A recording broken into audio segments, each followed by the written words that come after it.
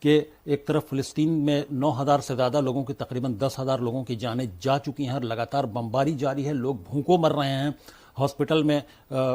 دوائیں نہیں ہیں، لوگوں کو پینے کا پانی میسر نہیں ہے، بجلی نہیں ہے، اور وہاں شکیرا کا کانسرٹ ہو رہا ہے، وہاں ڈانس ہو رہا ہے، وہاں رقص میں لوگ ڈوبے ہوئے ہیں، اس طرح کا کانسرٹ میں لوگوں کو انوالو کر دیا گیا ہے، لوگ ناچ رہے ہیں، گا رہے ہیں۔ اس کنسرٹ کو ایک آئی اوپنر کے طور پر دیکھا جانا چاہیے۔ جو شکیرا کا کانسرٹ ہے سعودی عرب میں جو ہو رہا تھا، یہ تمام خطے کے لیے، تمام ریجن کے لیے اور تمام OIC ممالک کے لیے اور دنیا کے تمام جو حساس لوگ ہیں، جو سینسیٹیو لوگ ہیں، ان کے لیے ایک آئی اوپنر کی طرح ہے۔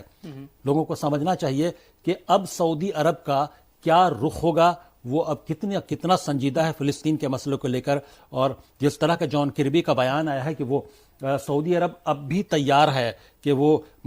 حالات معمول پر آ جائیں، تو وہ اس جانب